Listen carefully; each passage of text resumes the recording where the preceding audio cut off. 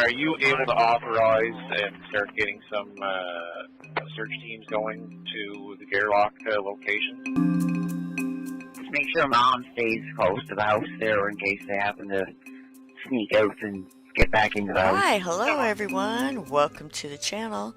I'm Cheryl, and this is True Crime and Other Stuff. Thanks for being here.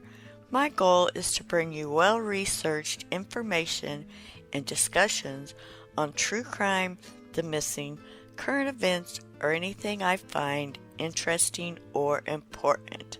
I strive to bring you well-researched information, but please remember my content is for informational and entertainment purposes only. I gather information from various sources, and while I aim for accuracy, I always encourage you to conduct your own independent research and verify any facts or claims presented. Your due diligence is always recommended.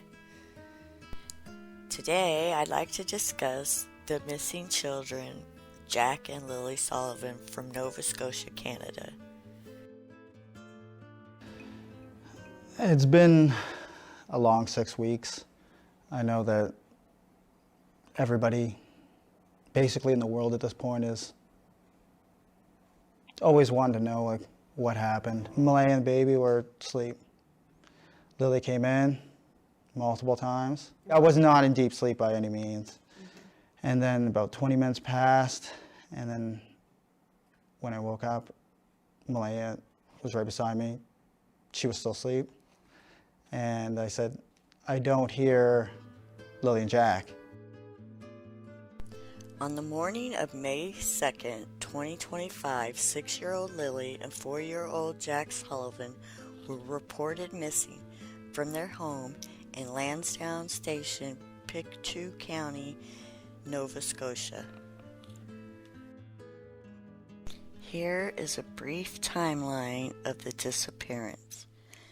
April 29, 2025, last day the children attended school. On May 1st, 2025, at 2:25 p.m., the last time the children were independently seen outside the home, captured on surveillance video at a Dollarama with the family members, the mother and the stepdad. On May 1st, 2025, the mother, Malaya Brooks Murray, initially stated she put Lilly and Jack to bed at 9 p.m., later changing it to 10 p.m. Early morning, May 2nd, 2025, neighbors reported hearing a loud vehicle coming and going in the middle of the night, just hours before the children reported missing.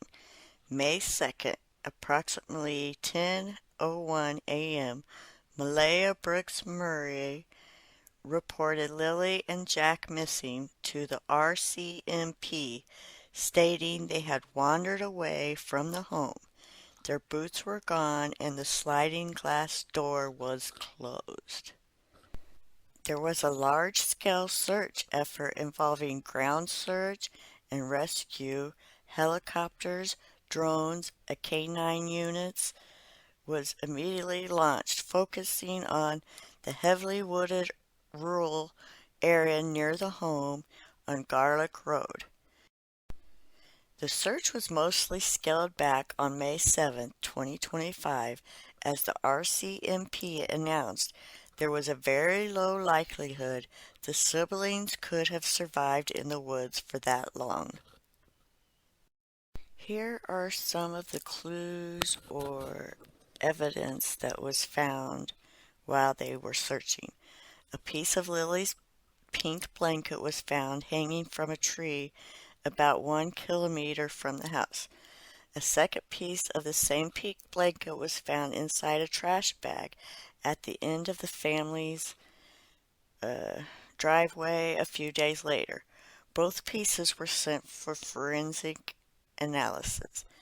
A child's faint boot print matching Lilly's size was also reported. Police interviewed at least 60 individuals and reviewed over 8,000 video files and 820 tips from the public. Polygraph exams were administered to the mother and the stepfather, who reportedly passed. In September of 2025, 2 RCMP police dogs specifically trained in the detection of human remains were brought in but did not find any remains. Which now brings us to November 2025.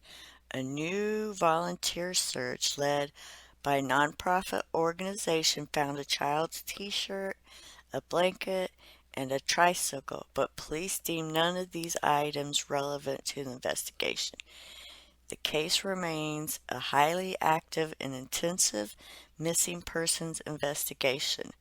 Police have not ruled out the disappearance as suspicious and continues to explore all scenarios, though they initially stated an abduction appeared unlikely and there is no definitive evidence to suggest the children are deceased.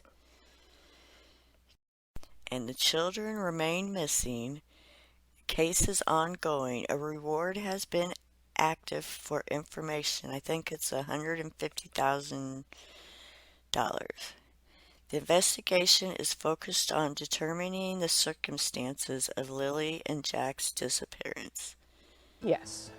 Why can't you find them? They're small, they'd be hiding.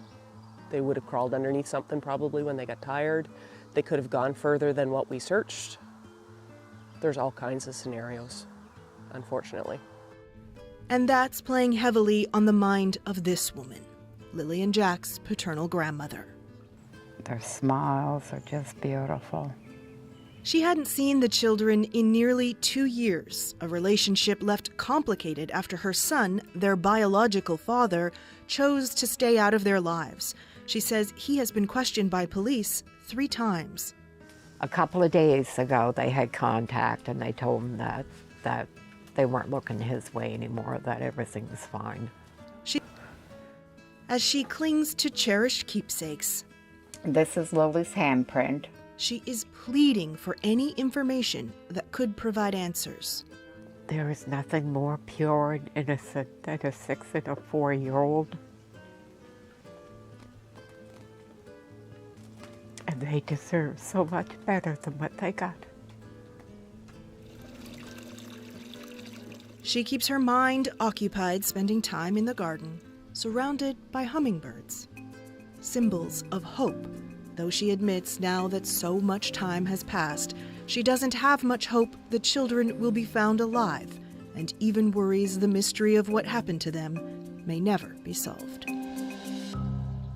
And the fact that it's found in the water, downriver, yeah, it's just strange. It's strange.